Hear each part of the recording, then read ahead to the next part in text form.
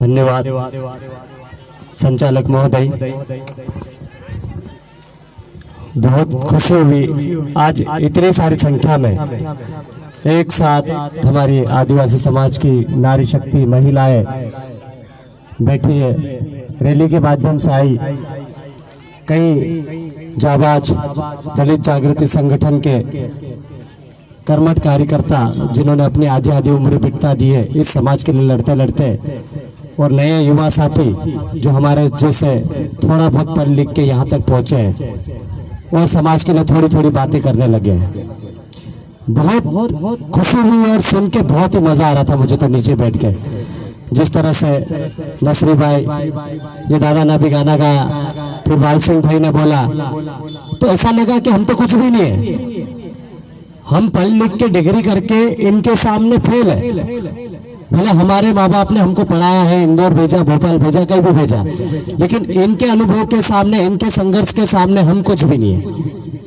आज जिन महापुरुषों की फोटो पर आप माल्यार्पण कर रहे थे, इस धरती के मालिक भगवान बिरसा मुंडा, जननायक टंटा भील, राणा पुंजा भील, खोंजा नायक, उसके बाद हमारी सावित्रीबाई फुले और बाबा साहब के माल्यार्पण फोटो पर, प्रतिमा पर माल्यार्पण कर रहे थे।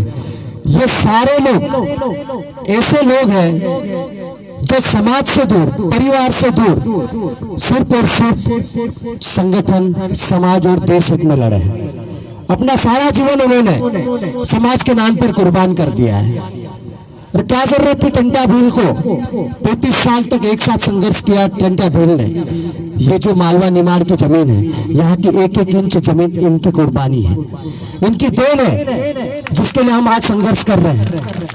बिरसा मुंडा 25 साल की उम्र में शहीद हो जाते हैं, उनकी खाल खोल दी जाती है, छील दी जाती है, अंग्रेजों द्वारा बोला जाता है कि यार तो बोल के इस देश का मूल निवासी नहीं है, तो साबित कर, तो लिख, तो अंगूठा लगा और इस आंदोलन को आगे नहीं बढ़ाएगा।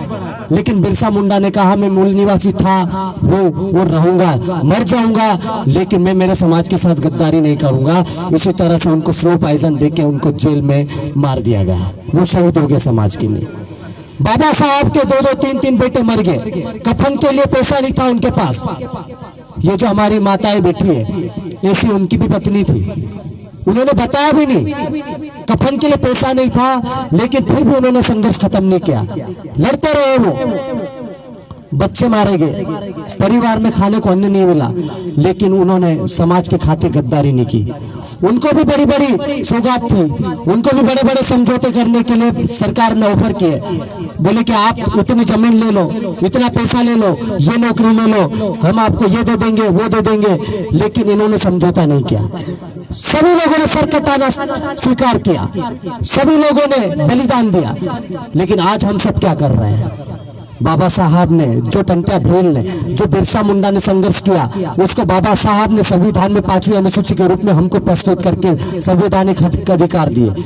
हम उनको बचाने के बजाय हम आपस में लड़ रहे हैं, टुकड़ों टुकड़ों में बट रहे हैं, संगठनों में बट रहे हैं। आज आदिवासी समाज को संगठन की नहीं, संगठित होने की आवश्यकता है। हम लोग संगठित नहीं हो पा रहे हैं।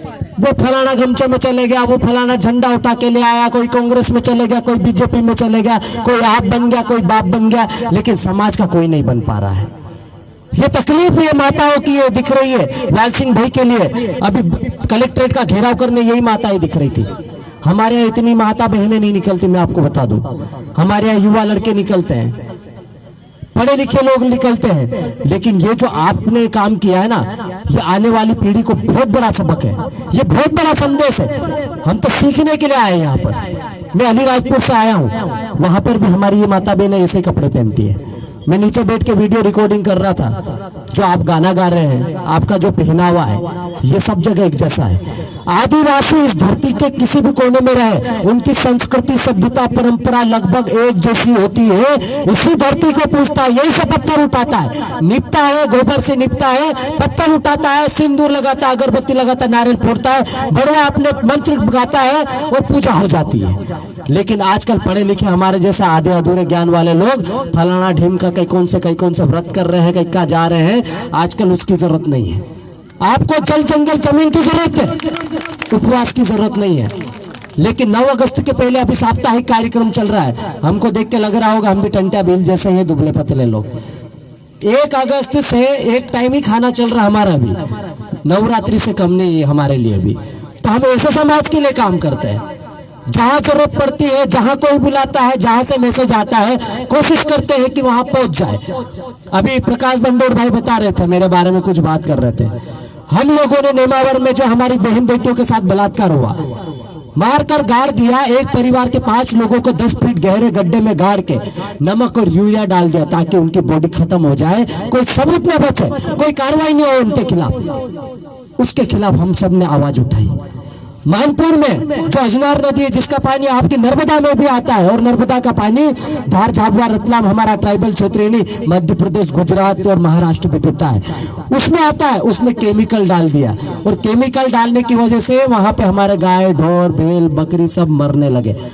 जिस भी आदमी ने पानी को टच किया उसके हाथ में फुफुले पड़ गए, बीमार पड़ने लग गए। तो हमने उसकी आवाज उठाई। कचरावद में आपने देखा होगा, सेंचुरी में मजदूर लोग हमारे जैसे बैठे हुए, वहां पे 3.5 साल का संघर्ष है, उनकी आवाज बनने के लिए हम गए, और आवाज हम बने तो हमारे खिलाफ कार्रवाई हो गई। भाई सुमेर सिंह बड़ोले जी यदि बेरोजगारों की आवाज उठाते तो उनके ऊपर FIR हो जाती, नहीं तो सलावा कर्मचारी है तो निलंबित कर दिया जाता है बिना कारण बताओ सूचना पत्र के। वाल सिंह भाई अपने आदिवासी समाज की बात करते हैं तो उनको जिला बदर का नोटिस दे दिया जाता है। अबे जिला बदर किसको होना चाहिए? 5वें अनुसूचित क्षेत्र में। यहाँ 13(3) क्यों लागू होती है? न लोकसभा न विधानसभा, सबसे बड़ी ग्राम सभा।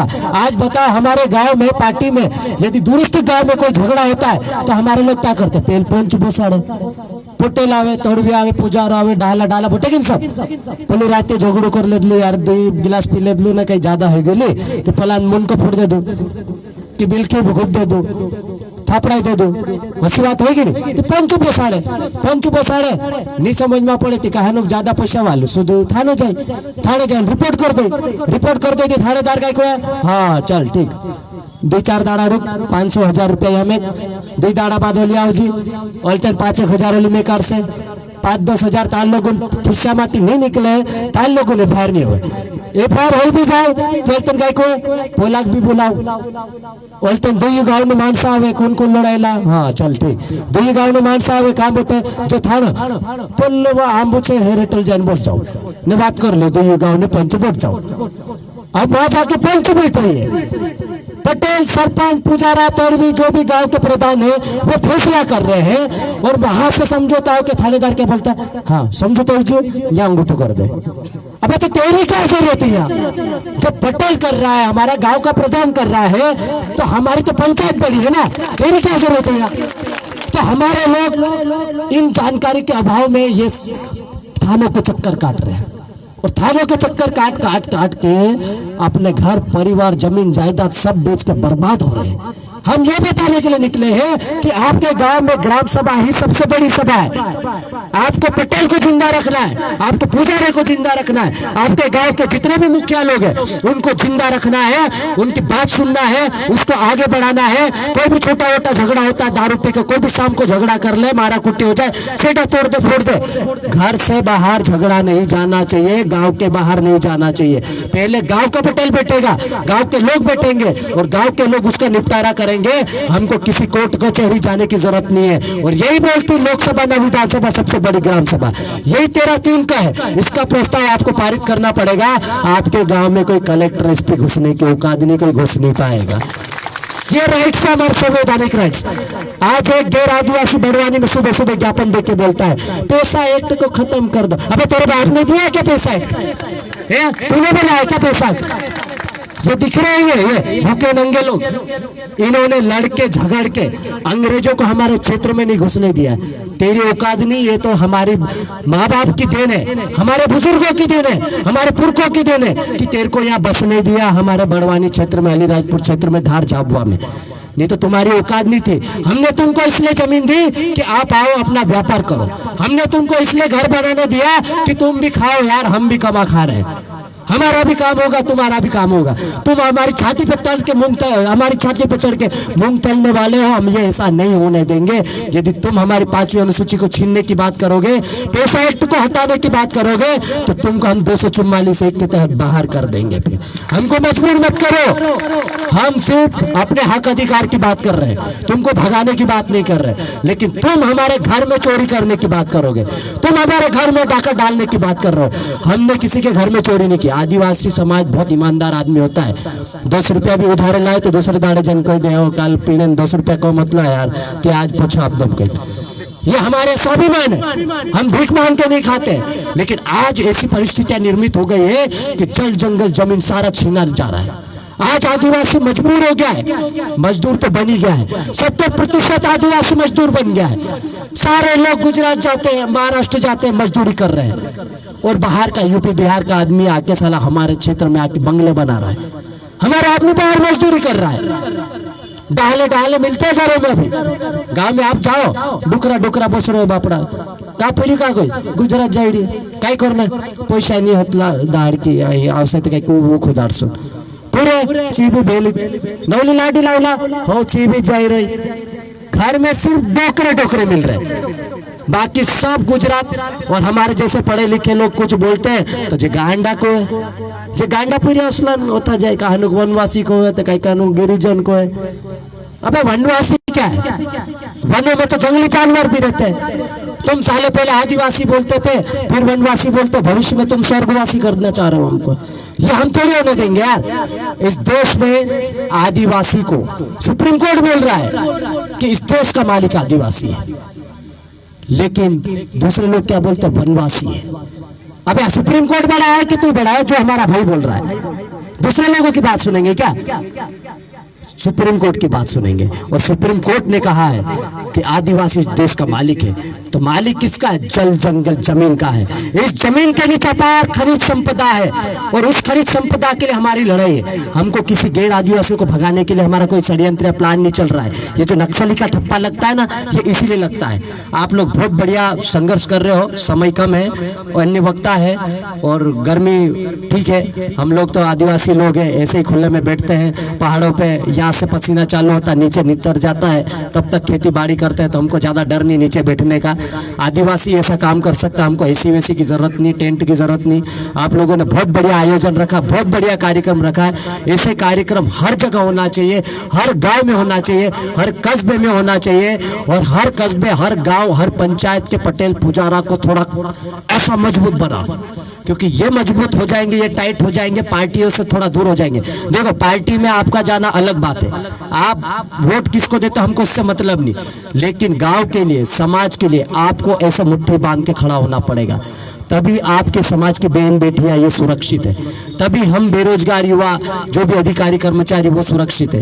नहीं तो आधे कांग्रेस, आधे बीजेपी, आधे आप, आधे बाप फलाना ढिमका में निपट जाओगे। और तीसरा आदमी आपका पैसा एक्ट और 5वीं अनुसूची छीनने की पूरी कोशिश कर रहा है। हम हमारे हक अधिकार बचाने की बात कर रहे हैं, और दूसरा आदमी जो हमारा दुश्मन है वो हमसे छीनने की बात कर रहा है। तो हमारा जो आदमी है वो दुश्मनों की सेना का सेनापति है, तो हमको उसका सेनापति नहीं बनने देना है, हमको हमारे साथ में लेके चलना है। इसलिए सबको साथ में लेके चलो, संगठन को मजबूत बनाओ। बैनर कोई सा भी हो, यदि बड़वानी में 9 तारीख को कार्यक्रम है तो सारे संगठन पहुंचो, सबको कार्यक्रम में भाग लेना है। ये आदिवासी दिवस है, और हर आदिवासी, चाहे वो किसी भी पार्टी का हो, किसी भी जाति का हो, किसी भी धर्म को मानता हो, आदिवासी होने के नाते हर जगह जाएगा, हर कार्यक्रम में भाग लेगा और आदिवासी जीवन शैली को आगे बढ़ाएगा।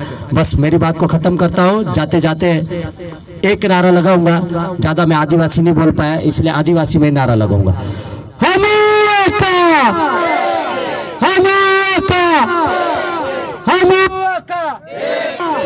चलो बहुत बहुत धन्यवाद।